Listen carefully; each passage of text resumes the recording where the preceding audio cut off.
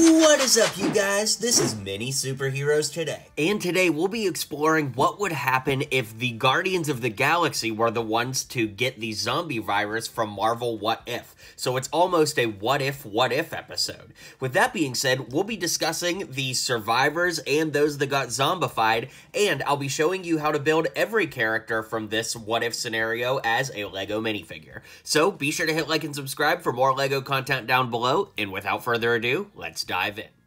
So in this hypothetical scenario, let's say that the Guardians of the Galaxy were on a mission in an uncharted area of space and picked up the zombie virus, and it just started spreading from there. The first person to get zombified is Peter Quill, Starlord. So to build him as a zombie, you'll need several characters from the Marvel collectible minifigure series. The legs come from the T'Challa version of Starlord, and then you'll need the hands and the head in this little arm here from the zombie Captain America. Then the torso is just from Peter Quill. The hair is from Peter Quill, as well as a lot of other places too. And just for some added detail, I used the arm from Rocket Raccoon from the Guardians of the Galaxy polybag from many years ago. Now we'll move on to Drax. I just think that Drax, because he's like a close contact fighter, would definitely get bitten and become a zombie. So to use Drax's parts, I used Drax's torso and legs with a regular old Lego zombie head to build the zombie version of Drax. Now we've got Yondu. I also think that Yondu would actually pretty well hold out. He wouldn't be one of the first to become a zombie, but they'd get him eventually. I think that his arrow would allow him to keep some distance, but I'm curious to hear what you guys think, if you agree with my choices of who became zombified or not. But to build Yondu, I just used the torso and legs from the regular old Yondu. I used the head and arm from Captain America from the Marvel collectible minifigure series. Of course, I put Yondu's little mohawk up there. And then to make his shooting arrow, this is an idea from my friend Lego MC616. You use one of these clear neck brackets here, a 1x1 piece with a grip, a red lightsaber piece, one of these cone pieces with a hole, and then you kind of split the difference with the cone piece to make it look like the arrow is flying in midair. Pretty awesome. Our next zombie is actually going to be Mantis. Now, I'm going to say that she lost an arm. I know that's kind of gruesome, but it is zombies we're talking about here. So to build zombie Mantis, I used a regular old Lego zombie head with a gray arm. Unfortunately, there's no way to get the gray antennas, so you'll just have to use your imagination. But those come from Mantis, as do the torso piece here. Then the skirt piece, which actually looks pretty good because it's all ripped up, but that comes from Poison Ivy from the Lego Batman movie, and then you've got these legs from Lloyd from the Lego Ninjago movie. Our final Guardian zombie is Gamora. Now, she doesn't look all that different because she's still kind of green, but I figured that it actually worked pretty well to use the hands and head from this character. She's kind of like the zombie ghost singer lady from Lego Video, and I thought that that looked like a really good zombie Gamora. The rest of the figure, which is the hair, the torso, and the legs, all come from Gamora from Avengers Infinity War.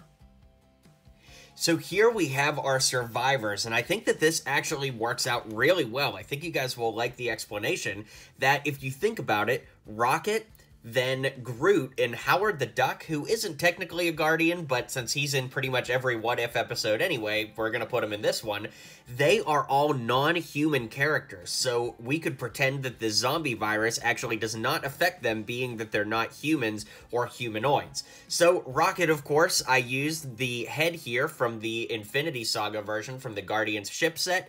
Then I used the tail from that set as well. I put some brown arms on there to match, and I used the torso and legs from the first version of Rocket from the 2014 Guardians of the Galaxy, just because I really like that brown color with the orange there. It's just a nice contrast. And sadly, you know, we see Rocket Raccoon get sentimental a couple times in the MCU, so after his friend Peter Quill becomes a zombie, he starts using Quill's guns in homage to his fallen friend.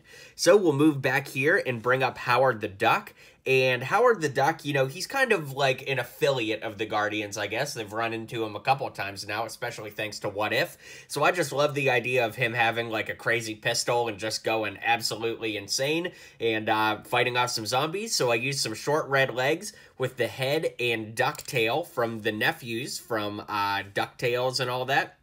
But yeah, that's what I used there. The torso is from the clown from the Lego Collectible Minifigure series with Captain Hook's arms and some white hands with, of course, a little gun there so that he can fight off some zombies. We'll go to Nebula next. Nebula here is just the regular old Nebula, and my rationalization for her is she probably was not on that zombie virus mission with the Guardians where everybody else got infected, so she was safe, and Rocket and Groot picked her up to recruit her for the team. I will say that because she's got her mechanical arm, I put the Aquaman hook on there just to make her look a little bit more savage or like from The Walking Dead, but the head and torso are from Nebula from Guardians of the Galaxy Volume 1, with the legs from Catwoman from the Lego Batman movie. Now, my favorite figure from this entire thing is Zombie Survivor Groot. Now, Groot is pretty much impervious. Like, he is not going to fall at all to the zombies. He can regenerate, so it's very possible Groot may be the last living being in the galaxy when it's all said and done. With that being said, I added this cool torso here from the Kashyyyk Scout Trooper from Lego Star Wars because I think that that camo looked really good for him. To kind of contrast that, I gave him a purple belt from Catwoman from the Lego Batman movie because I think that it adds a nice, very, like, Guardians element to him having some purple there. Then I used the legs from the horse costume guy from the Lego Collectible Minifigure series and the arms and head from Groot from Infinity War. I just really like that dark brown Groot for, like, this Survivor version, but of course, I know a lot of people like the 2021 version of Groot as well.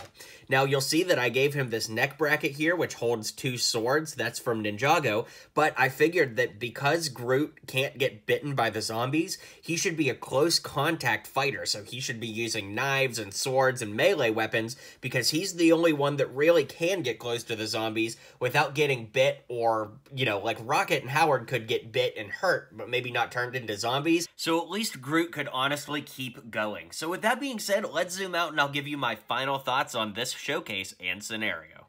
Alright guys, well drop a comment below and let me know what you think of this scenario. Do you agree with my list of who would survive and who would become zombies? And don't forget to hit like and subscribe for more LEGO content just about every day here on my channel. Well, you've made it to the end of the video. You should hit like and subscribe down below for more LEGO content from me because I post just about every single day. You'll be up to date on all the latest in LEGO, so why not join my community and hit subscribe now.